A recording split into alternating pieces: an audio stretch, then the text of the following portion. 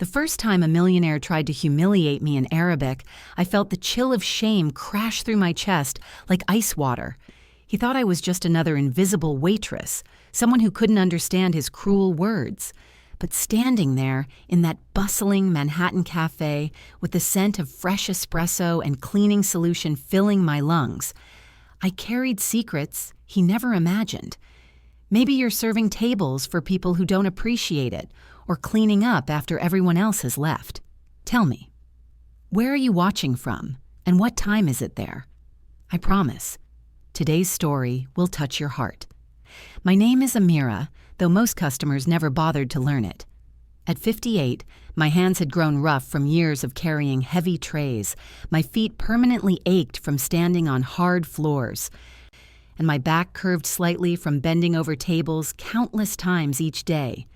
The uniform I wore, a simple black dress with a white apron, had become my second skin, but sometimes it felt more like a costume that made me disappear. Every morning at 4:30, my alarm would pierce the darkness of my tiny Queens apartment. The radiator clanked like an old ghost, and through my cracked window I could hear the subway rumbling beneath the streets. I'd brew my coffee in silence, watching the city slowly wake up through glass that rattled with every passing train. The winter cold seeped through my worn coat as I walked to the station, joining the stream of early commuters heading into Manhattan. The cafe where I worked sat on the corner of Madison and 62nd Street, nestled between a high-end boutique and an art gallery that sold paintings worth more than most people's annual salaries. It attracted the kind of clientele that wore $1,000 suits and discussed their stock portfolios over $30 breakfast plates. Wall Street executives, real estate moguls, celebrities who thought dark sunglasses made them invisible. They all passed through our doors like they owned the world. And maybe they did. The amounts of money that flowed through conversations around those marble tables were staggering. I'd overhear discussions about multi-million-dollar investments, cryptocurrency portfolios worth fortunes, and business deals that could fund entire neighborhoods. These people spoke casually about their assets like I might discuss the weather. Their wealth seemed as endless as their indifference to those who served them. My coworkers became my unlikely family in that place. Elena, a vibrant woman from Puerto Rico with laugh lines around her eyes and stories that could fill novels, worked the morning shift beside me. Despite her exhaustion from raising 3 children alone, she brought joy to even our darkest days. Jamal, barely 22, and saving every dollar for college, had this remarkable ability to make anyone smile, even after the rudest customer had torn them apart. Then there was Mrs. Hutton, our manager, a stern woman in her 60s who ran the cafe with military precision, more concerned with profit margins than the emotional toll on her staff. The kitchen was a symphony of controlled chaos. Steam rose from the espresso machines, plates clattered against stainless steel counters, and the constant sizzle of the grill created a soundtrack that followed me home each night. The smell of bacon, fresh bread, and coffee grounds became so embedded in my clothes that even after washing, traces lingered like memories that refused to fade. But it wasn't just about serving food. I was raising my son, Omar, who at 19 was working his way through community college while dreaming of becoming an engineer. Every tip I earned, every extra shift I picked up, went toward his textbooks and tuition. My mother, now 81 and living with diabetes, needed medications that insurance barely covered. Her small pension wasn't enough, so I sent money to her assisted living facility in Brooklyn every month, sometimes choosing between groceries and her care. The customers rarely saw this invisible weight I carried. To them, I was just the woman who brought their eggs Benedict and refilled their coffee cups. They didn't know that I went to night school twice a week, studying accounting because I dreamed of something more than aching feet and forced smiles. They didn't know that I spoke 3 languages fluently or that I'd once taught literature in Damascus before life brought me here. Most days blended together in a routine of survival. Wake before dawn, ride the subway while the city slept, unlock the cafe doors as delivery trucks rumbled past, brew the first pot of coffee as sunlight crept through the windows. By 6 a.m., the morning rush would begin. A parade of suits and smartphones, demanding their usual orders with the urgency of people who believed their time was worth more than mine. I learned to navigate their moods like weather patterns. The hedge fund manager who snapped at everyone before his first espresso but left decent tips.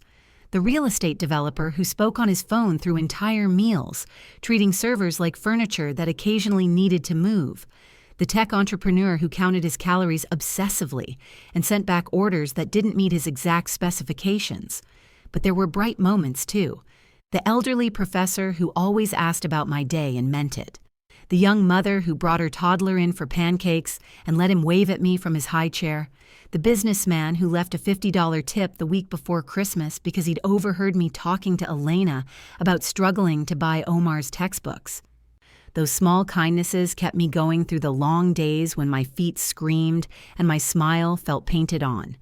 They reminded me that not everyone saw service workers as invisible, that some people understood we were human beings with dreams and struggles beyond the trays we carried. The routine was exhausting but familiar. Clock in at 5:30, check the specials board, count the register, arrange the tables with military precision. Mrs. Hutton insisted everything be perfect. Salt shakers aligned, napkin dispensers full, menus spotless. She'd walk through with eagle eyes, finding smudges on glasses or crumbs on chairs that somehow escaped our notice. This is a high-end establishment, she'd remind us daily. Our customers have choices, and they choose us for excellence. Excellence meant working through illness, staying late when someone called out sick, picking up extra shifts when business was slow and hours got cut. Excellence meant absorbing the frustration of customers who took out their bad days on people who couldn't fight back. Excellence meant smiling when inside you were crying from exhaustion and feeling invisible. The financial stress was constant. Rent on my tiny apartment took half my wages. Utilities, groceries, subway fare, my mother's medications, Omar's school expenses. It all added up to a monthly juggling act that left me checking my bank account with held breath. Sometimes I'd lie awake calculating and recalculating, trying to make numbers work that simply wouldn't balance. I'd applied for better jobs countless times. Office positions where I could use my education, retail jobs that might offer benefits. Anything that would let me sit down occasionally or provide health insurance. But at 58, with an accent and a work history in food service, doors stayed closed. Age discrimination was real, though nobody said it outright. They'd accept my application with polite smiles and call younger candidates for interviews. So I stayed at the cafe, perfecting the art of invisible service. I learned which customers preferred their eggs over easy versus over medium, who wanted extra foam on their lattes, which regular needed their check dropped discreetly because they conducted business meetings at breakfast. I memorized preferences, anticipated needs, moved through the dining room like a ghost who occasionally materialized to refill water glasses. The millionaires and celebrities who frequented our establishment lived in a world I could barely imagine.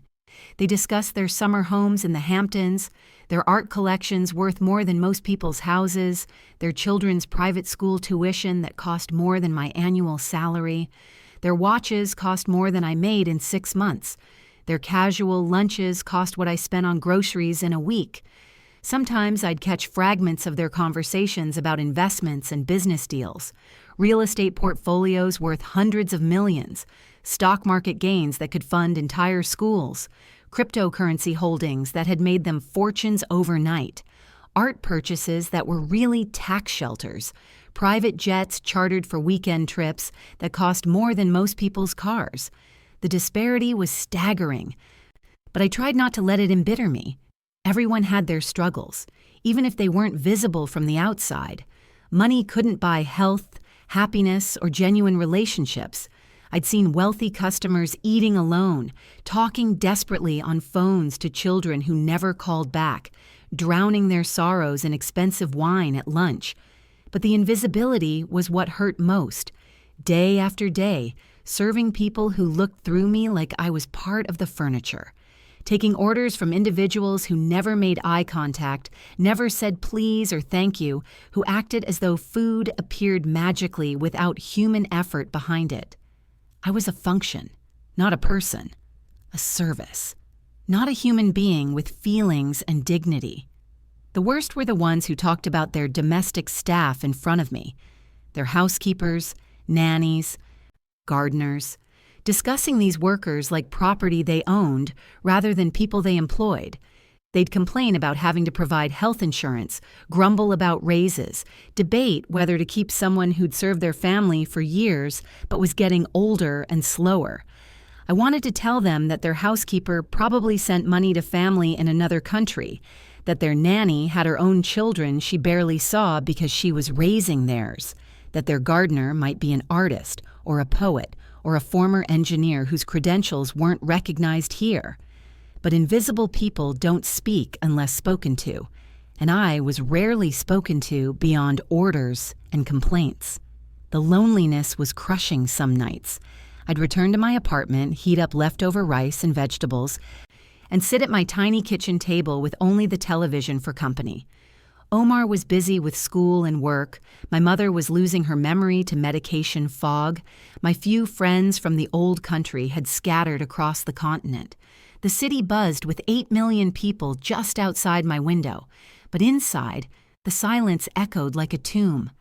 I'd call my mother before bed, listening to her repeat the same stories about her childhood in Syria, asking about relatives who'd passed away years ago, forgetting conversations we'd had the day before. Her mind was slipping away piece by piece, and there was nothing I could do but bear witness and keep paying for her care. Omar called twice a week, always between classes or during breaks at his job, delivering food for an app-based service. He was working so hard to build a better life. Studying engineering while driving through the city until midnight, saving money by eating ramen and sleeping on a friend's couch. I was proud of him, but guilty that I couldn't provide more support, that he had to struggle so much for opportunities that came easily to others. Sleep often eluded me. My body ached from the physical demands of the job, the constant standing, lifting heavy trays, bending over tables, cleaning sticky floors on hands and knees. My feet had developed permanent calluses. My lower back spasmed regularly, and my hands were scarred from countless minor burns and cuts. At 58, I felt decades older.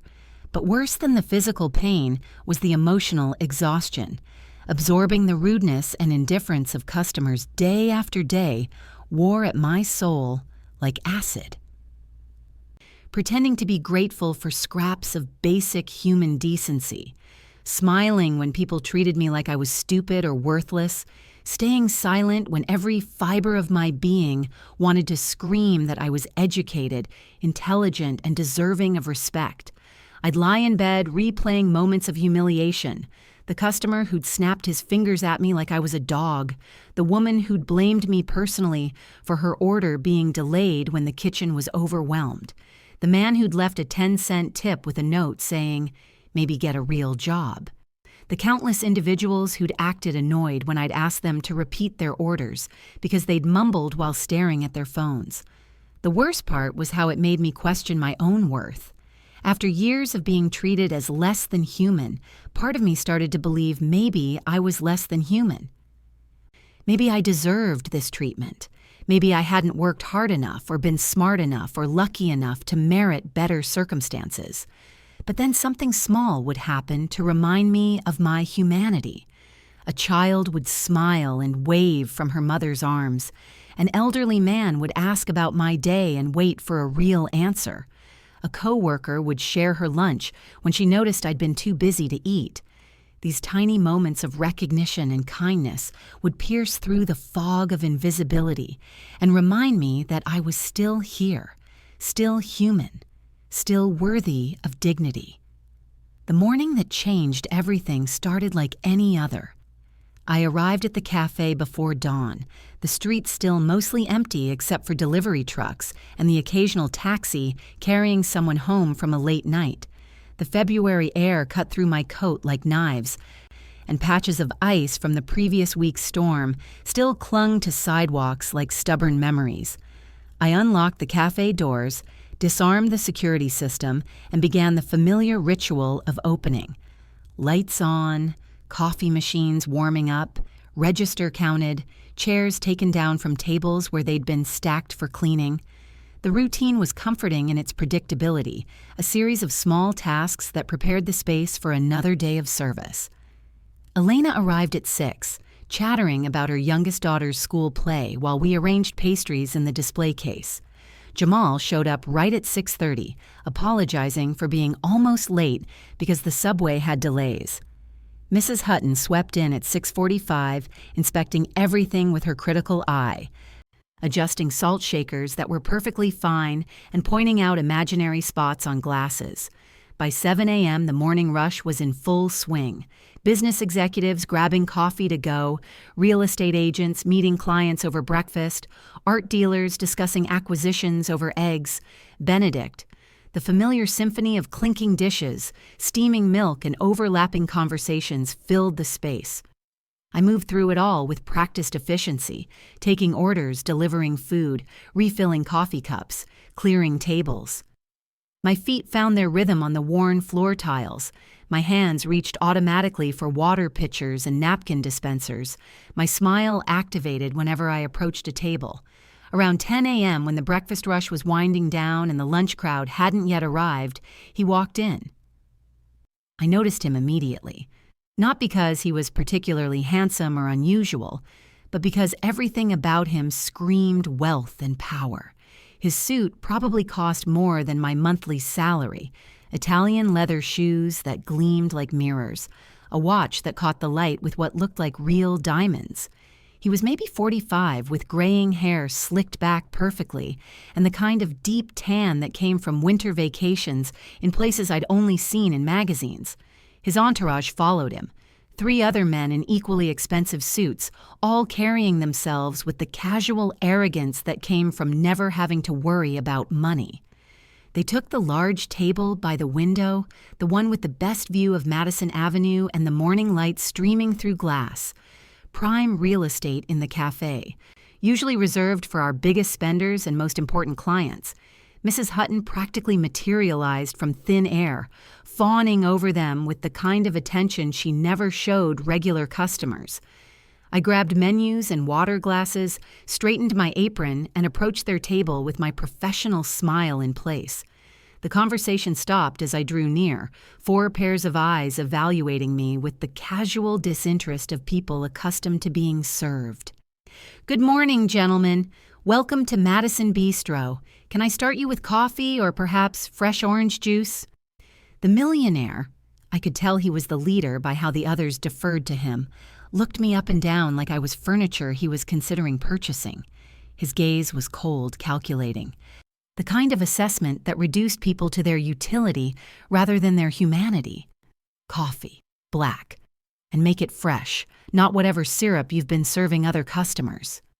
His English was perfect but carried a slight accent I couldn't immediately place. Middle Eastern maybe, though he could have been from anywhere in the region. His companions nodded agreement, muttering their own coffee orders without looking up from their phones. I poured their coffee from our newest pot, making sure each cup was filled to the perfect level, no spills on the saucers, no fingerprints on the handles. When I returned to set them down, they were deep in conversation about some business deal. Numbers flew across the table. Millions, tens of millions, investment portfolios that could buy buildings. "The cryptocurrency alone is worth 40 million, one was saying. Add the real estate assets and we're looking at a portfolio worth over $200 million. "Bitcoin is volatile," another replied. "I prefer traditional investments, stocks, bonds, something with dividends you can count on." "Diversification is key," the millionaire said, his voice carrying the authority of someone accustomed to being the smartest person in the room. "Cryptocurrency for growth, real estate for stability, stocks for income. That's how you build generational wealth." I set down their coffee cups as invisibly as possible, not wanting to interrupt their important financial discussions with my mere presence. but the millionaire's eyes followed me as I moved, and something in his expression made my skin crawl. It was the look of someone who enjoyed having power over others, who found pleasure in the hierarchy that placed him above people like me. "Are you ready to order, or would you like a few more minutes to look at the menu?" He leaned back in his chair, studying me with calculating eyes.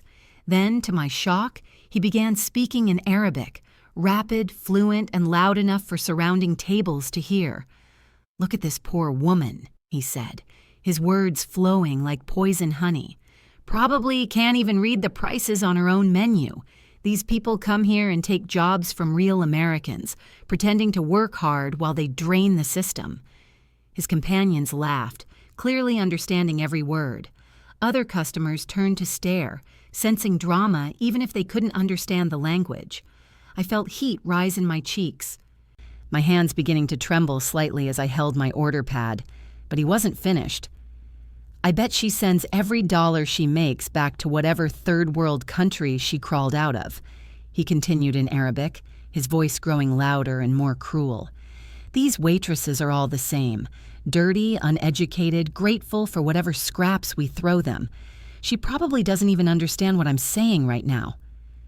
The cafe had grown quiet. Conversations at nearby tables had stopped, all attention focused on our corner as his voice carried across the room. I could feel dozens of eyes on me, waiting to see how I would react to this public humiliation delivered in a language they assumed I couldn't understand. My heart was pounding so hard I could hear it in my ears. Every instinct screamed at me to flee, to disappear into the kitchen until this moment passed and the shame stopped burning in my chest. For a few seconds, I stood frozen, the weight of his cruelty and the audience's stares pressing down on me like a physical force. But then something else stirred inside me. A memory of who I used to be before this uniform, before the endless shifts and invisible servitude wore away my sense of self. I remembered teaching literature to university students in Damascus, discussing the poetry of Mahmoud Darwish and the novels of Naguib Mahfouz. I remembered the woman who had once commanded respect through her intellect and knowledge. That woman was still here, buried under years of forced smiles and accepted humiliation, but still here. I straightened my shoulders, looked him directly in the eyes, and responded in flawless, educated Arabic that carried all the dignity he'd tried to strip from me. "Sir, I respect your language because it is my language too. But respect is something that must be given to receive. I may serve your coffee, but I am not your servant. I may work in this cafe, but I am not less than you. And your wealth, however vast, cannot purchase the dignity you clearly lack." The silence that followed was complete. Not a dish clattered, not a conversation whispered, not a phone buzzed. The millionaire's face went through several expressions: shock, embarrassment, anger, and something that might have been fear. His companions looked confused, unsure whether to be amused or concerned that their leader had been so thoroughly dismantled by someone they'd considered beneath notice. Mrs. Hutton appeared as if materialized from thin air, her face pale with anxiety. She'd clearly heard enough to understand that a confrontation had occurred, even if she couldn't parse the language it had been conducted in. The millionaire recovered first, his shock transforming into cold fury. He stood up abruptly, his chair scraping against the floor with a screech that made everyone wince. "This is unacceptable," he said in English now, his voice tight with barely controlled rage. "I will not be insulted by hired help. I want to speak to your manager immediately." Mrs. Hutton rushed over, her professional smile wavering as she sensed the size of the problem developing before her eyes. This was exactly the kind of scene she lived in terror of. Wealthy customers upset, other patrons staring, the carefully maintained atmosphere of the cafe disrupted by conflict. "I am the manager, sir. Please let me understand what happened so I can resolve this situation immediately." The millionaire launched into a carefully crafted version of events that painted him as the victim of my unprovoked rudeness. According to his account, he had simply asked a polite question about breakfast options, and I had responded with foreign language insults that disrupted the peaceful dining experience of other customers. His companions nodded along, backing up his story with the loyalty of people whose own wealth depended on staying in his good graces. Other customers, who had witnessed the actual exchange but couldn't understand Arabic, seemed uncertain about what they'd really seen. Mrs. Hutton looked at me with desperate eyes, clearly hoping I would apologize immediately and smooth over this situation before it escalated further. Her livelihood depended on keeping wealthy customers happy, and unhappy rich people had ways of making their displeasure known throughout the community. "Amira, perhaps there was a misunderstanding," she said carefully. "I'm sure if we all just take a step back—" But I couldn't take it back. For the first time in years, I had stood up for myself, had refused to accept treatment that stripped away my humanity. The words I'd spoken in Arabic had been true and necessary, a moment of dignity reclaimed from years of invisible servitude. "There was no misunderstanding," I said quietly. "This gentleman chose to insult me in Arabic, believing I wouldn't understand. When I responded in the same language, he became upset that his private mockery had been exposed." The millionaire's face reddened with fury at having his deception revealed. "That is completely false. I was having a private conversation with my associates when this woman interrupted with her foreign gibberish.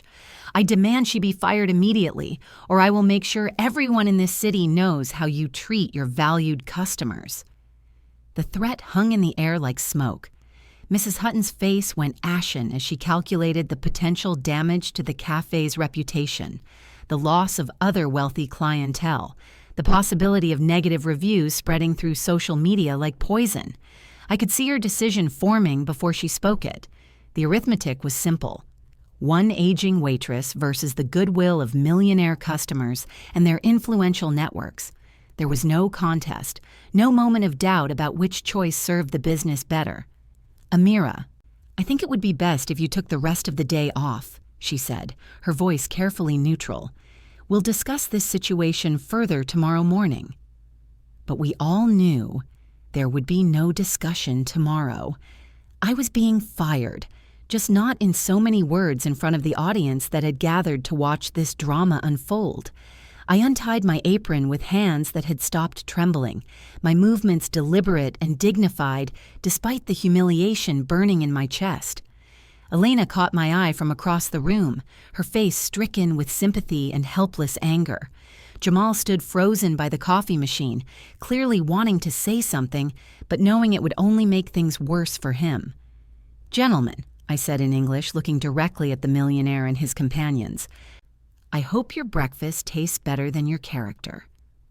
Then I walked through the cafe with my head high, past the staring customers and the uncomfortable silence, through the kitchen where the cooks watched with sad eyes, and out the back door into the alley, where the dumpsters sat like monuments to all the things that got thrown away when they became inconvenient. I stood there for a long time, breathing the cold February air and feeling the weight of what had just happened settle into my bones.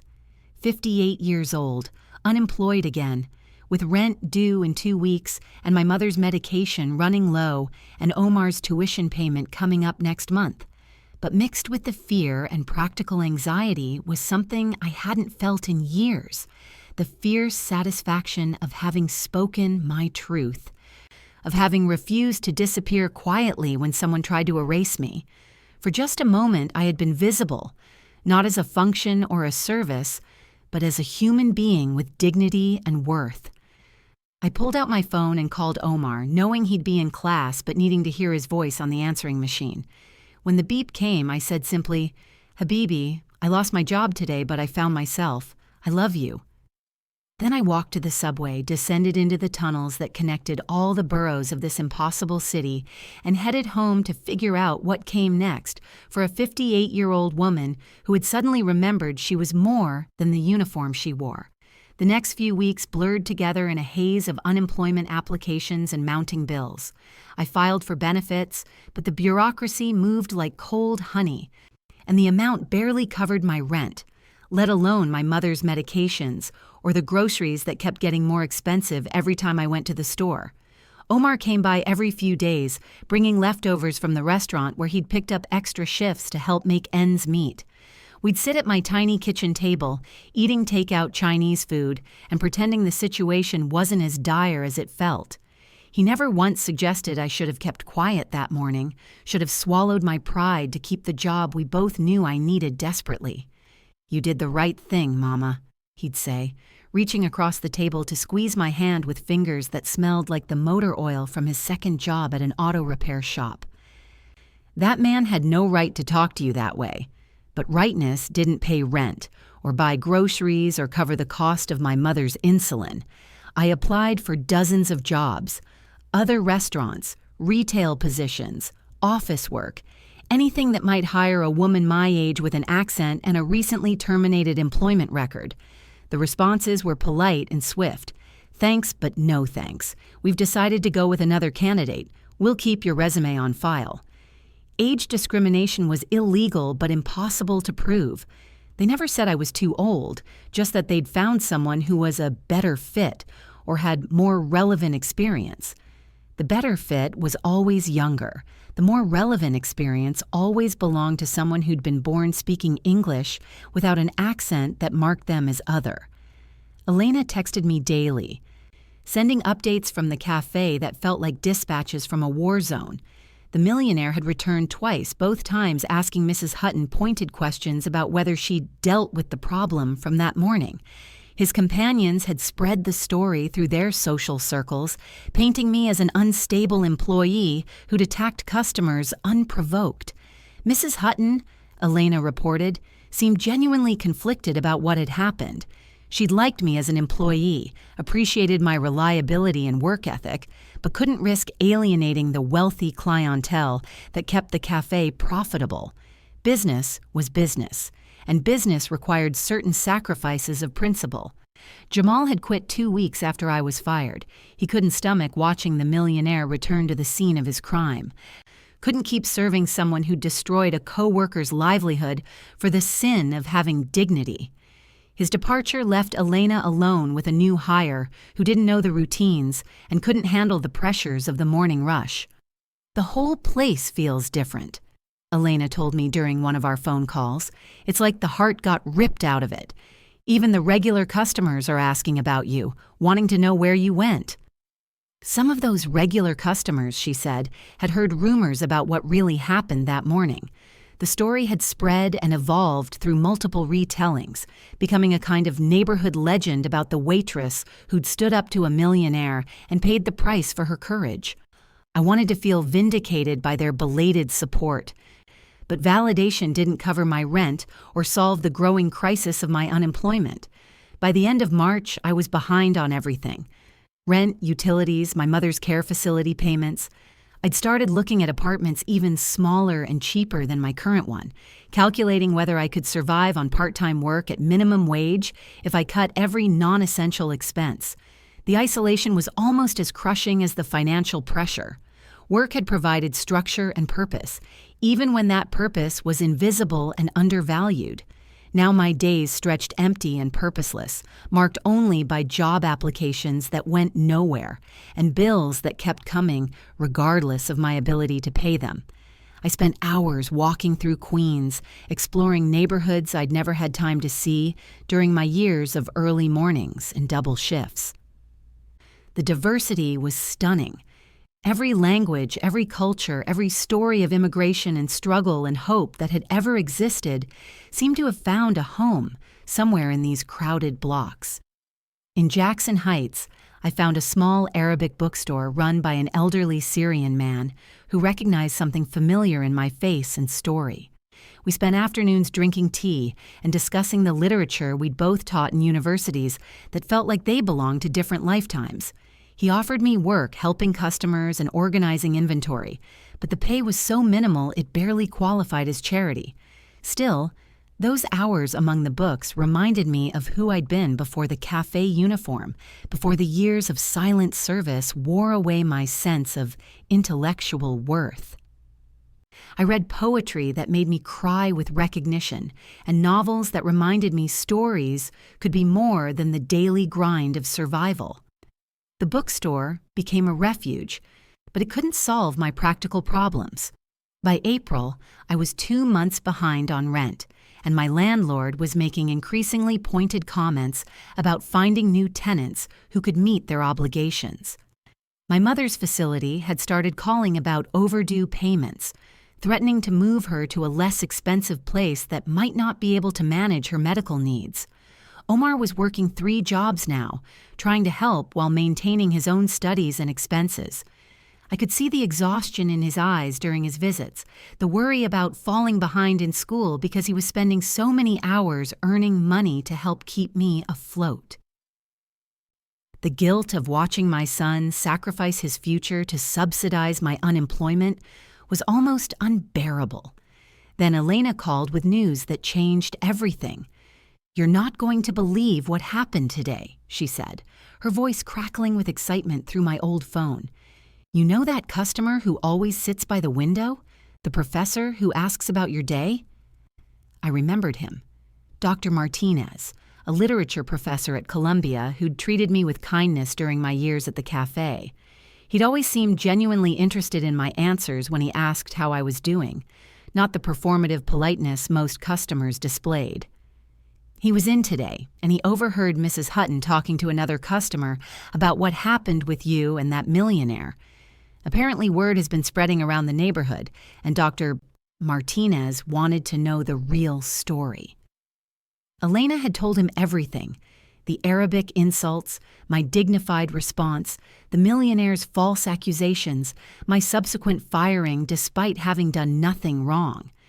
Dr. Martinez had listened with growing anger and then made a request that stunned Mrs. Hutton. "He wants your phone number," Elena continued. "Said he has something important to discuss with you, something that might interest you professionally." I almost didn't believe it could be anything meaningful.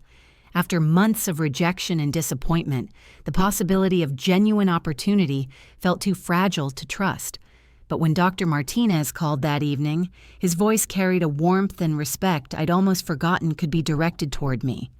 "Amira, I've heard about what happened at the cafe, and I want you to know that your courage in standing up for your dignity has impressed many people in this neighborhood.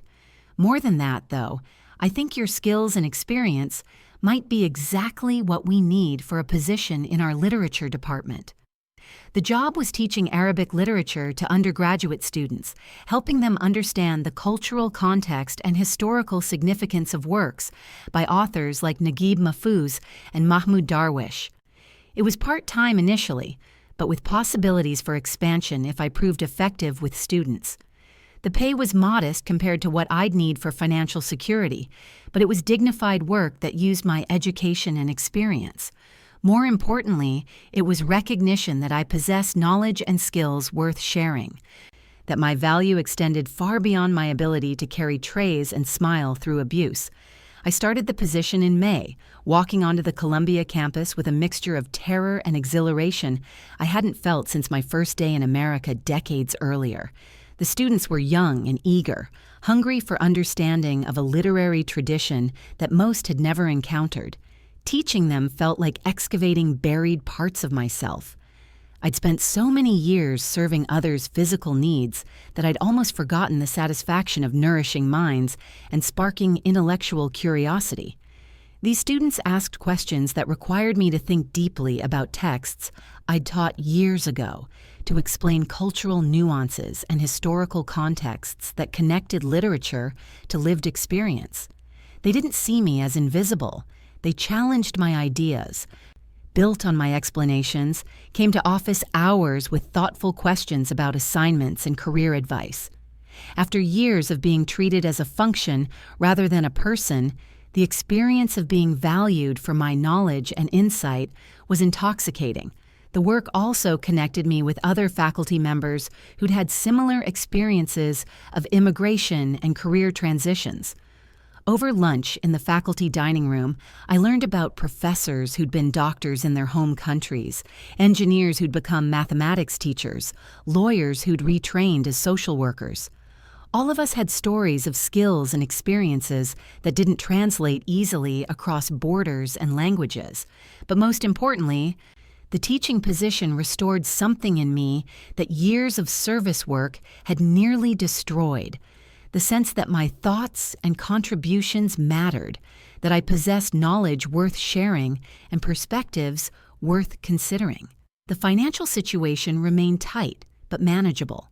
Between the teaching salary and small amounts of freelance tutoring, I could cover my basic expenses and help my mother without the constant terror of eviction and unpaid bills.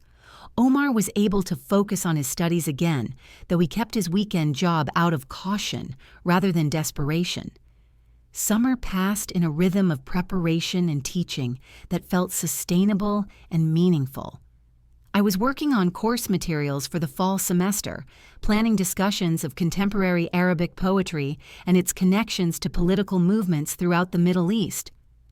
Then, on a humid Thursday evening in August, Elena called with news that made my hands shake as I held the phone. "He's back," she said without preamble. "The millionaire. He came in this afternoon and started asking Mrs. Hutton questions about you, where you went, whether you were still living in the neighborhood, if anyone was still in touch with you." My blood turned cold. After months of rebuilding my life and sense of self, the thought of that man tracking me down, possibly seeking some kind of revenge for embarrassing him, filled me with dread. What did Mrs. Hutton tell him? Nothing, as far as I know. She looked uncomfortable with the questions, told him she didn't discuss former employees, but Amira, he seemed really determined. He left his business card and said he had unfinished business he needed to resolve. I barely slept that night, my mind racing through possibilities of what unfinished business a millionaire might have with a fired waitress. Legal action seemed unlikely. What could he sue me for, responding to his insults in a language we both spoke? But wealthy people had resources and connections I couldn't imagine. Maybe he could find ways to make my life difficult that I hadn't even considered. The next morning, I was on campus early, reviewing lesson plans in my tiny shared office, when the department secretary knocked on my door. "Professor Amira, there's a gentleman here to see you. He says it's about a personal matter and that it's important." My heart was pounding as I walked to the main office, expecting to find the millionaire from the cafe waiting with lawyers or threats or some new humiliation designed to punish me for the sin of speaking back to him. Instead, I found a man I barely recognized. Same expensive suit, same slicked hair, same general physical presence. But something fundamental had changed in his demeanor. The arrogance was gone, replaced by something that looked almost like shame. His posture was different, uncertain rather than commanding. "Ms. Amira," he said, standing when I entered the room, "thank you for agreeing to see me. I know I have no right to ask for your time after what happened at the cafe."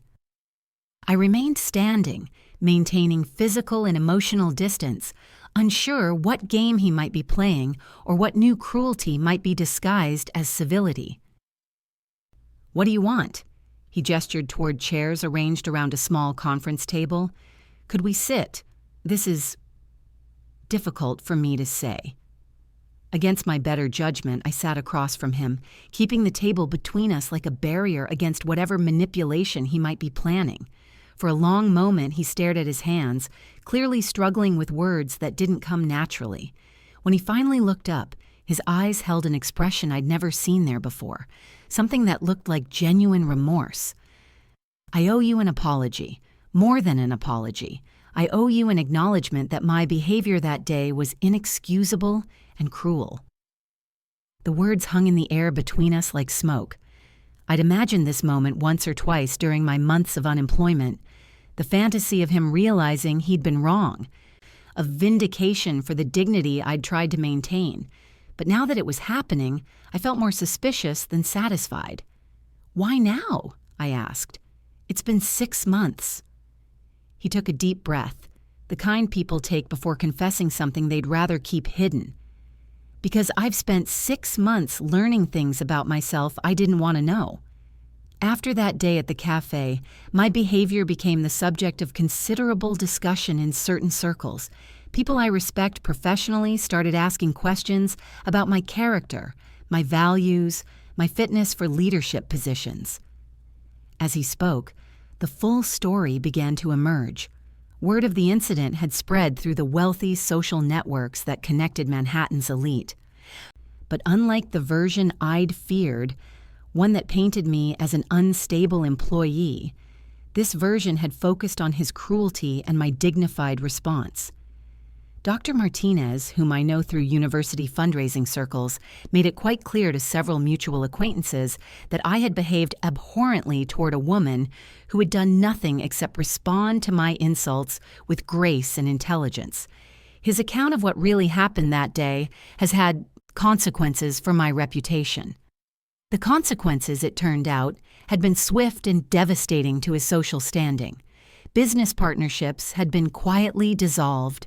Invitations to exclusive events had stopped coming. Board positions with prestigious organizations had become unavailable when it came time for renewals. I realized that my wealth couldn't protect me from the judgment of people whose respect I valued. More importantly, I realized that you had shown infinitely more dignity in impossible circumstances than I had shown with every advantage. He paused, seeming to gather courage for what came next. I also learned something about you that made my behavior even more shameful than it already was. Dr. Martinez told people that you weren't just a waitress. You were an educated woman, a former literature professor, someone who had taught Arabic literature at Syrian universities before circumstances brought you to service work. The revelation that I possessed credentials and education comparable to people in his social circle had apparently profound impact on how others viewed his treatment of me. It was easier for wealthy people to condemn cruelty towards someone they could recognize as their intellectual peer. Knowing that makes what I did unforgivable, but not knowing it doesn't excuse it either. No one deserves to be humiliated the way I humiliated you, regardless of their education or background. I studied his face, trying to determine whether this performance of remorse was genuine or calculated.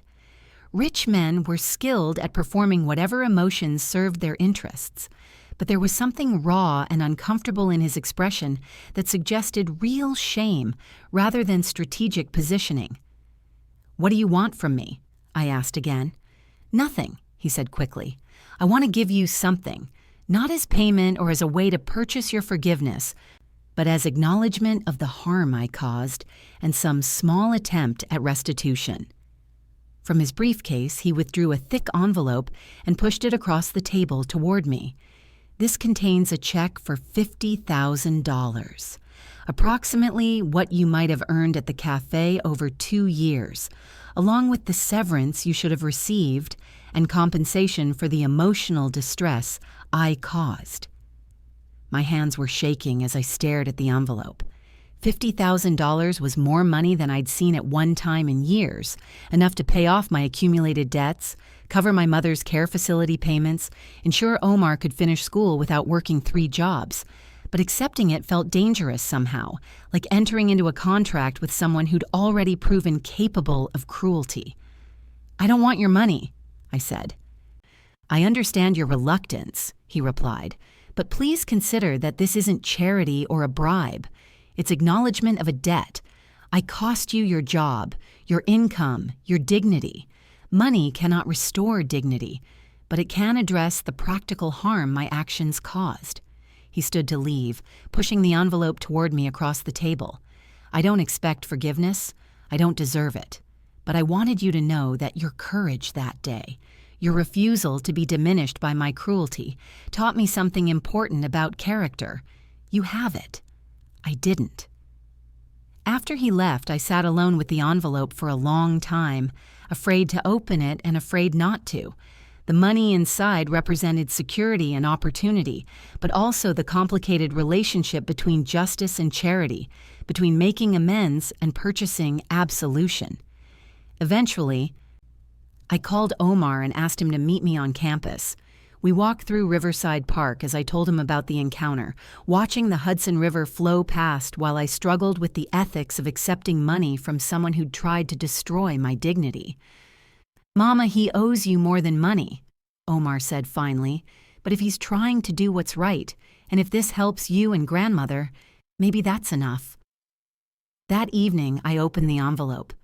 Along with the check, there was a handwritten letter explaining that he'd also made arrangements with Mrs. Hutton to provide positive employment references should I ever need them, and that he'd personally spoken to several people in his network to clarify what had really happened that day at the cafe. The money changed my immediate circumstances dramatically. I paid off my debts, caught up with my mother's care facility, and for the first time in years, had enough financial buffer to make choices based on what I wanted rather than what I could barely afford. But more important than the financial relief was the public vindication his apology tour had apparently provided. Elena reported that the story circulating through the neighborhood had shifted completely. Now I was the dignity-filled professor who'd been mistreated by an arrogant millionaire who'd eventually been forced to make amends. Fall semester arrived with opportunities I could never have imagined 6 months earlier. My teaching had been successful enough that the department offered me additional courses and a path toward a full-time faculty position. Students from my Arabic literature classes were asking me to supervise independent study projects and recommend graduate programs.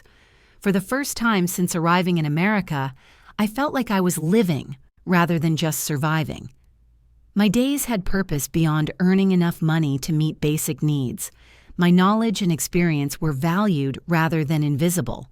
My voice mattered in faculty meetings and classroom discussions. The teaching salary, supplemented by tutoring and the financial cushion from the millionaire's restitution, allowed me to move to a better apartment and bring my mother to live with me rather than in the care facility.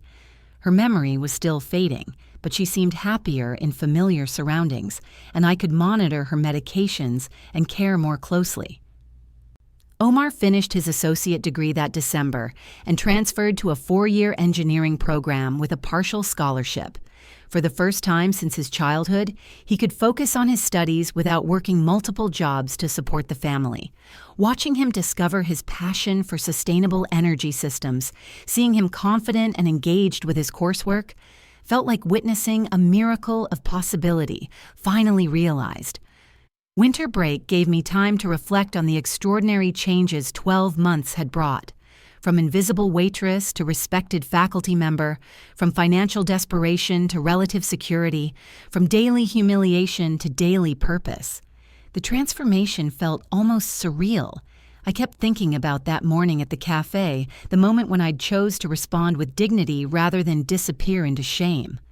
It had cost me my job and financial security in the short term, but it had ultimately led to this new life that honored who I really was, rather than just what I could do for others. The millionaire's cruel words had been intended to erase me, to remind me that people like him saw people like me as disposable and worthless.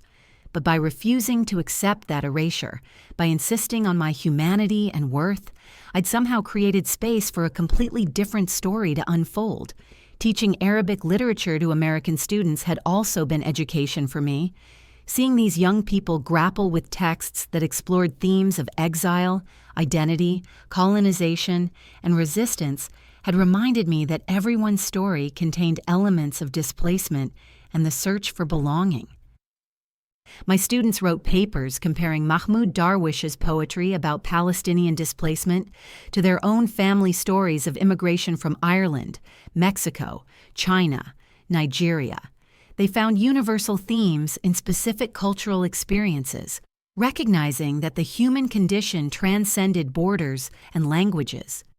In their enthusiasm and insights, I saw reflected my own journey of translation, not just between languages, but between cultures, between the person I'd been and the person I was becoming, between service and leadership, between invisible and seen. The evening before spring semester began, Elena called with an update from the cafe. "You'll never guess who came in today," she said, her voice bright with barely contained laughter. "Tell me." "Your millionaire friend. But here's the thing. He was different. Polite to everyone. Patient when his order took extra time, left a huge tip and thanked me by name when he left." She paused dramatically before delivering the punchline. And when Mrs. Hutton tried to make a big fuss over him like she used to, he asked her when she was going to hire more mature, experienced staff who could bring wisdom and dignity to the customer service. The irony wasn't lost on me. The man who'd tried to humiliate me for my age and immigrant status was now advocating for exactly the kind of employee he'd wanted to see fired. Mrs. Hutton looked absolutely mortified. Elena continued. She stammered something about looking for the right candidates, and he just nodded and said that places with good values tend to attract good people. Change, apparently, was possible for everyone, even arrogant millionaires who'd built their identities around believing they were superior to people who served them. Spring semester brought new challenges and rewards. I was teaching an advanced course on contemporary Arabic women writers, helping students explore how authors like Nawal el-Saadawi and Hanan al-Sheikh had challenged traditional gender roles while celebrating cultural identity. The discussions were electric. Students brought perspectives from their own cultural backgrounds, comparing the struggles of women writers in the Arab world to similar challenges faced by women authors in Korea, Nigeria, Mexico, and rural America. Literature became a bridge across differences, a way to understand that human struggles were both specific to time and place and universal across cultures. One student, Maria, approached me after class one day with tears in her eyes. "Professor, reading these authors has helped me understand my grandmother's stories about leaving El Salvador," she said. "I never realized how brave she was, or how much she sacrificed, until I read about other women who left everything behind to build new lives." These moments of connection and recognition reminded me why I'd wanted to teach in the first place, decades ago in Damascus. Education wasn't just about transmitting information. It was about helping people understand themselves and others, about building empathy across difference, about recognizing the dignity and worth in everyone's story. By summer, the university had offered me a permanent faculty position with benefits and professional development opportunities. I had an office of my own, with books lining the walls and a window that looked out over the campus where students from around the world came to learn and grow. Omar graduated with his engineering degree that spring and found a job with a company developing solar energy systems for low-income communities. Watching him walk across the stage to receive his diploma, seeing the pride and possibility in his face, felt like witnessing the fulfillment of every sacrifice I'd made to give him opportunities I'd never had. My mother's memory continued to fade, but slowly and peacefully. She spent her days in the sunny corner of our apartment, looking through photo albums and telling stories about her childhood in Syria. Sometimes she forgot where she was or who I was, but she always smiled when I spoke to her in Arabic, the words carrying comfort even when their meaning escaped her. The first anniversary of the cafe incident passed quietly. I was in my office grading final exams when Elena texted me a photo from Madison Bistro. The millionaire was there again, sitting at his usual table by the window, but this time he was having lunch with what looked like his elderly mother. Elena's message accompanying the photo read, "They've been coming in once a month for the past few months. He treats her like she's the most important person in the world, and he's polite to everyone on staff. People can change, I guess." As I looked at the photo, I saw something I'd never noticed before in his face, a softness, a vulnerability that his wealth and arrogance had previously hidden.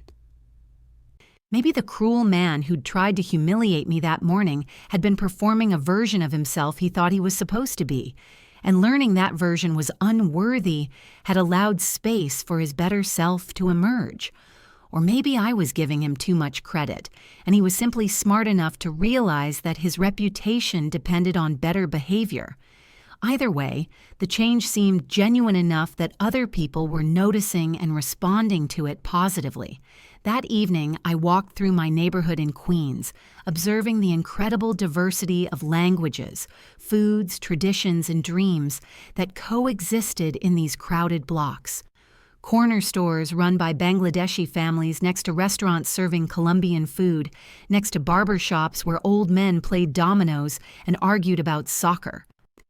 This was America too, not just the Manhattan cafes where millionaires discuss their stock portfolios, but these streets where immigrants built communities and raised children and created new versions of home that honored where they'd come from while embracing where they were. I thought about all the invisible people who kept this city running.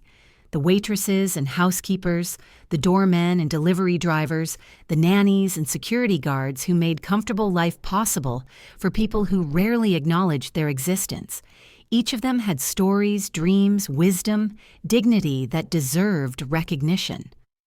My confrontation with the millionaire had been a moment of individual triumph, but it was also representative of a larger struggle for recognition and respect that played out daily in every service interaction throughout the city. The question wasn't just whether one cruel rich man could learn to behave better, but whether our entire society could learn to see the humanity in everyone who served others.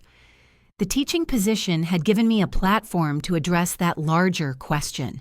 In my classes, I assigned texts that explored themes of service and dignity, that challenged students to think critically about power dynamics and social hierarchies. We read Ghassan Kanafani's stories about Palestinian refugees, Tayeb Salih's novels about post-colonial identity, Nawal el-Saadawi's writings about women's resistance to oppression. Students wrote essays connecting these texts to contemporary issues of immigration, labor rights, and social justice.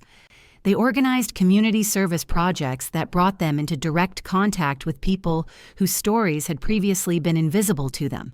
Literature became activism, and education became a tool for social change.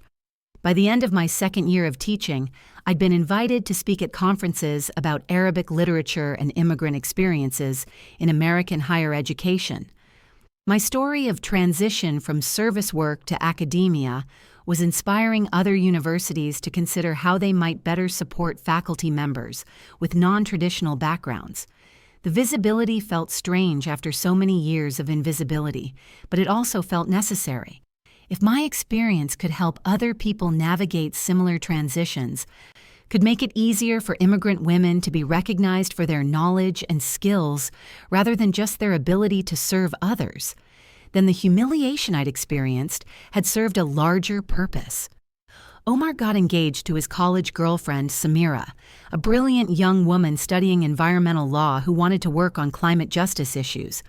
Planning their wedding, watching them build a partnership based on mutual respect and shared values, felt like witnessing the fulfillment of possibilities I'd dreamed about but never dared expect.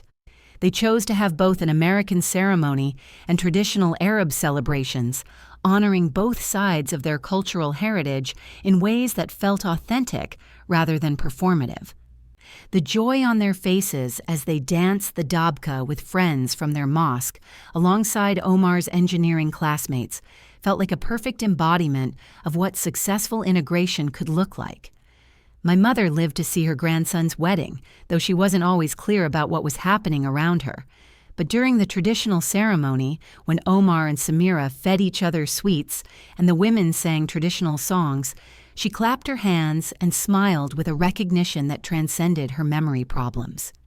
She passed away peacefully 3 months later, in her sleep, in the sunny corner of our apartment where she'd spent her final years, surrounded by photos and voices speaking the language of her childhood. Omar and I buried her in a Muslim cemetery in Queens, laying her to rest among other immigrants who'd traveled far from their birthplaces to give their families better futures. The grief was overwhelming, but it was also clean and natural. The sadness of losing someone beloved who'd lived a full life and died with dignity, so different from the complicated shame and anger I'd felt during those months of invisible humiliation at the cafe. 3 years after the incident that had changed everything, I was preparing for my sabbatical year, planning to write a book about Arabic women writers and their contributions to world literature. The manuscript would explore how authors like Ghada Saman and Alam Mostaghanemi had navigated between traditional and modern values, between honoring their cultural heritage and challenging its limitations. It would also include a chapter about my own experience of invisibility and recognition, service and scholarship, humiliation and dignity, not as the central story, but as one thread in the larger tapestry of women who'd found ways to honor their heritage while creating space for new possibilities. Elena had left the cafe to pursue nursing school, fulfilling a dream she'd held for years, but never had the confidence or resources to attempt. We still met for coffee monthly, usually at a small Honduran restaurant in Jackson Heights, where the owner recognized us as regular customers and asked about our families and work. During one of these visits, she showed me a newspaper clipping that made me laugh out loud. The Millionaire had been featured in a business magazine article about corporate social responsibility and ethical leadership. The piece quoted him extensively about the importance of treating all employees and service providers with dignity and respect.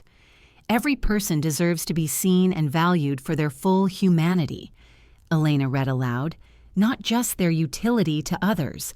This principle should guide all our interactions, whether in business or in daily life. The irony was rich, but it was also encouraging. If someone who'd once been cruel enough to publicly humiliate a waitress could learn to become an advocate for dignity and respect, then change was possible for anyone. As my sabbatical year began, I found myself returning frequently to that morning at the cafe, not with anger or even satisfaction, but with a kind of anthropological curiosity about what had really been happening in that moment of confrontation. The Millionaire had tried to use language as a weapon, assuming that speaking Arabic in front of an Arab woman would demonstrate his superiority rather than reveal their shared cultural connection. His wealth had made him think he could purchase the right to humiliate others, that his financial success proved his fundamental superiority over people who served him. But language had ultimately been the tool of my liberation rather than his dominance. By responding in Arabic, not with anger, but with dignity, I'd revealed both my education and my self-respect, qualities that his wealth couldn't diminish or purchase. The moment had been about more than just one rude customer and one server. It had been about the broader question of who gets to be seen as fully human, whose knowledge and experience gets recognized as valuable, whose dignity gets protected versus whose gets sacrificed for others' comfort. In my classes now, I use that experience as a case study in literature courses that explored themes of power, identity, and resistance. Students wrote essays analyzing how language could be used as both oppression and liberation, how economic inequality affected social relationships, how individual acts of dignity could challenge larger systems of dehumanization. Their insights amazed me. These young people, many of them from working-class families who'd served others in restaurants and retail jobs, understood instinctively how hierarchy and service intersected with questions of respect and recognition. One student, whose family had immigrated from Bangladesh and who'd worked in his uncle's restaurant throughout high school, wrote, "When wealthy customers speak to service workers like they're invisible, they're not just being rude to individuals. They're reinforcing a system that says some people's time and dignity are worth less than others." Another student, whose mother cleaned office buildings at night while studying for her nursing degree during the day, wrote, "The professor's story shows that education and intelligence exist in people regardless of what jobs they're forced to take to survive. But our society often assumes that if you're serving others, that's all you're capable of doing." These discussions energized me in ways I'd never experienced during my years of invisible service. Teaching was its own form of service, but service that was recognized, valued, and respected. The difference wasn't in the act of helping others, but in how that help was perceived and appreciated by both individuals and society. As I worked on my book manuscript during the sabbatical, I interviewed dozens of other immigrant women who'd navigated similar transitions between survival work and professional recognition. Their stories were variations on themes of invisibility and dignity, sacrifice and achievement, discrimination, and eventual respect. Dr. Fatima, who'd been a pediatrician in Iraq before becoming a house cleaner in Detroit, eventually returned to medicine after years of studying for equivalency exams while scrubbing floors. Noura, who'd taught high school chemistry in Lebanon before working in hotel housekeeping in Los Angeles, now ran science programs for refugee children. Amina, who'd been a journalist in Afghanistan before serving lunch in a Phoenix cafeteria, had started a community newspaper that covered stories ignored by mainstream media. All of them had moments that paralleled my experience at the cafe, instances when they'd been forced to choose between accepting invisibility or asserting their dignity, knowing that assertion might come at a cost they could barely afford. All of them had found ways to honor both their service and their intelligence, to value the work that had allowed them to survive while building toward recognition of their fuller capabilities. Their stories convinced me that individual acts of dignity and resistance, like my response to the millionaire's cruelty, connected to larger patterns of social change.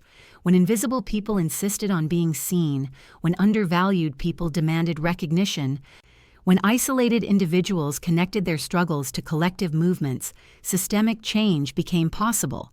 The book proposal I submitted to academic publishers that spring included all these themes and stories, framed within analysis of contemporary Arabic women's literature. But it also included practical recommendations for universities, employers, and communities seeking to better recognize and utilize the skills and knowledge of immigrant women. To my amazement, 3 publishers expressed interest in the manuscript. The advance wasn't enormous, but it was enough to supplement my teaching salary and provide financial security for the next few years while I completed the research and writing. More importantly, the book contract represented recognition that my story and analysis might contribute something valuable to academic and policy discussions about immigration, labor, and social justice. After decades of invisibility, my thoughts and experiences were being solicited and valued. Omar and Samira's first child was born that summer, a daughter they named Layla, after my mother. Holding my granddaughter in the same apartment where her great-grandmother had spent her final years, surrounded by Arabic lullabies and the sense of traditional cooking, felt like witnessing the continuation of stories that had traveled across continents and generations. Layla would grow up American in ways her parents and I never could, but she'd also carry forward the languages, traditions, and values that had sustained our family through displacement and struggle. She'd probably never need to choose between dignity and survival the way I had, but she'd inherit the strength that came from ancestors who'd made those choices courageously. As I rocked her to sleep, singing the same songs my mother had sung to me and I'd sung to Omar, I thought about all the invisible women whose service had made her comfortable American life possible. The nurses who'd delivered her safely, the custodians who'd cleaned the hospital, the food service workers who'd fed her parents during their long hours there. Each of those women had stories as complex and valuable as mine, dreams and knowledge that extended far beyond their job descriptions. Each deserved to be seen and valued for their full humanity, not just their utility to others. The morning 5 years after the cafe incident, I was drinking coffee on my apartment balcony reading the newspaper when Elena called with news that felt like the completion of a circle. "You're never going to believe this," she said, laughter bubbling through her words. "Madison Bistro is closing. Mrs. Hutton is selling it." The neighborhood had changed, she explained. Several high-end restaurants had opened nearby, offering more sophisticated menus and ambiance. The wealthy clientele that had once made the cafe profitable had moved on to trendier locations, leaving behind a customer base that couldn't support such high overhead. "But here's the kicker," Elena continued. "Your millionaire friend is buying the building. He's going to turn it into a community center that offers job training and English classes for immigrants. Free meals, too, prepared by professional chefs who'll teach cooking skills to people wanting to work in food service. The irony was perfect. The man who'd once used that space to humiliate an immigrant woman for her accent and service work was transforming it into a place that would honor and support other immigrant women in similar circumstances. He asked Mrs. Hutton for your contact information, Elena added, said he wants to invite you to the grand opening and maybe ask you to help design the educational programming. I hung up the phone feeling dizzy with the symmetry of it all. The same corner where I'd been diminished would become a place where others like me could be empowered. The same man who'd tried to erase me was now asking for my expertise in creating opportunities for people he'd once looked down upon. When he called later that week, his voice carried none of the arrogance I remembered from that morning years ago. He spoke carefully, respectfully, acknowledging again the harm he'd caused while explaining his vision for the community center. "I'd like to name it the Dignity Project," he said, "in honor of the lesson you taught me about treating all people with the respect they deserve, regardless of their circumstances." I agreed to consult on the educational programming, helping design classes that would prepare immigrants for various types of work while also honoring their existing skills and knowledge. The curriculum would include English language instruction, professional development, financial literacy, and cultural bridge-building activities that connected newcomers with established community members. But I also insisted that the programming include storytelling components, opportunities for participants to share their own experiences and be recognized for the wisdom they brought from their previous lives and cultures. Everyone who comes through these doors, I told him during our planning meetings, should leave knowing that their story matters, that their knowledge has value, that their dignity is non-negotiable. The grand opening of the Dignity Project took place on a crisp October morning, exactly 6 years after the incident that had started everything. The same corner that had once witnessed my humiliation was now filled with families celebrating new opportunities, students registering for classes, volunteers offering to teach and mentor. I spoke briefly at the opening ceremony, not about what had happened to me there, but about the importance of seeing every person's full humanity, of recognizing that circumstances don't determine worth, that service work deserves respect, and workers deserve opportunities for advancement.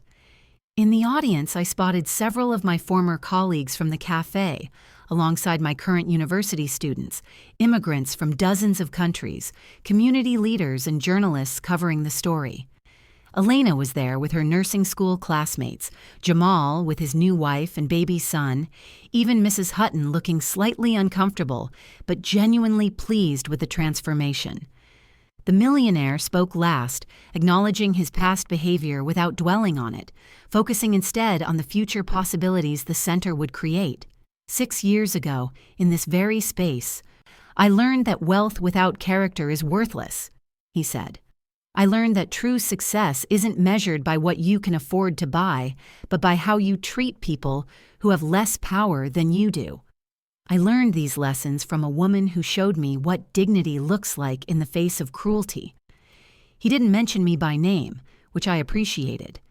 The story wasn't about individual redemption or personal vindication. It was about the broader possibility of transformation, the chance for communities and individuals to learn from their mistakes and build something better. As the ceremony concluded and people began touring the facility, the millionaire approached me one final time.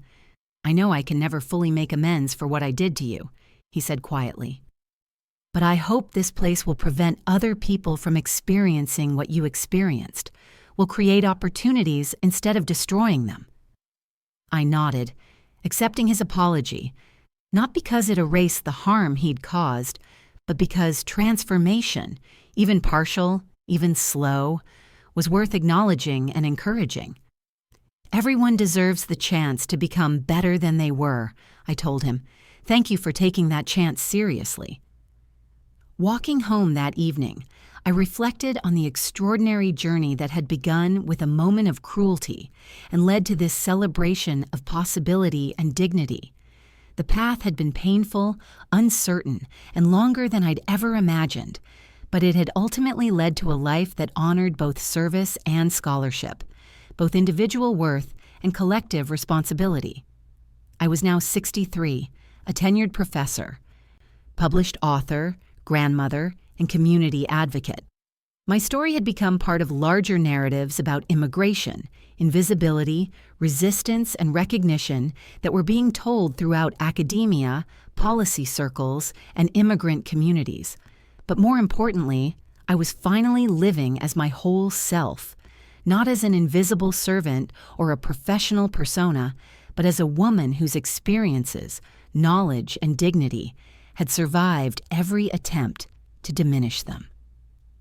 The next morning, I prepared for my advanced seminar on contemporary Arabic women's literature, selecting poems and stories that explored themes I'd lived as well as taught. My students, young people from around the world who were learning to see literature as a bridge across cultures and experiences, would spend the semester discovering how individual stories connected to universal struggles for recognition and respect. As I gathered my materials and headed to campus, I carried with me the voices of all the women whose stories had intersected with mine. My mother with her fading memories and enduring love, Elena with her infectious laughter and determined optimism, my students with their eager questions and fresh insights, the immigrant women I'd interviewed with their courage and wisdom, even Mrs. Hutton with her complicated loyalties and ultimate decency. Each of them had taught me something about the complexity of dignity, the possibility of change, the importance of refusing to disappear even when the world tried to make you invisible. The subway car filled with the morning commute, construction workers heading to job sites, nurses finishing night shifts, executives checking their phones, students hurrying to classes, all of us moving through the city with our individual stories and struggles, most of us invisible to each other despite sharing this daily ritual of urban transportation. But invisibility wasn't the same as worthlessness, I'd learned. Everyone in that subway car carried experiences and knowledge and dreams that deserved recognition. The challenge wasn't just personal, learning to see your own worth despite others' blindness, but social, learning to build communities and institutions that honored everyone's full humanity. Emerging from the subway into the bustle of campus life, I walked past students from dozens of countries, faculty members whose accents revealed their own immigration stories, staff members whose knowledge extended far beyond their job descriptions. This was America too, not just the spaces where millionaires insulted waitresses, but places where people from everywhere came together to learn and teach and grow. In my office, surrounded by books in Arabic and English, photos of my granddaughter and my late mother, awards recognizing my scholarship and teaching, I prepared to spend another day doing what I loved, helping students understand how literature could illuminate the human condition across cultures and centuries. The morning light streamed through my window, illuminating dust motes that danced like possibilities in the air. Somewhere in the city, other women were serving coffee to customers who might or might not see their humanity. Somewhere, other immigrants were navigating between survival and dignity, between invisibility and recognition. My story had become one thread in the larger tapestry of American experience, but it was also utterly particular to the intersection of language, culture, service, and self-respect that had shaped my journey from Damascus to Queens to Manhattan to Columbia University. Have you ever served with your heart and been ignored? Have you ever found your voice when someone tried to silence you? Have you ever discovered that dignified resistance could transform not just your own life, but the lives of others who witnessed your courage? Tell me your story in the comments below. Your experience matters. Your struggles deserve recognition. Your dignity is non-negotiable. If this story touched your heart, leave a like and subscribe so it reaches another woman who also deserves to be seen for all she is, not just what she can do for others. To continue this emotional journey, we've prepared a special podcast with more moving stories just as powerful as this one. You can find it by clicking on the left. Thank you for walking this path of the heart with me, for witnessing the transformation that becomes possible when we refuse to disappear. I'll see you in our next story, where we'll explore another journey from invisibility to recognition, from service to dignity, from silence to voice.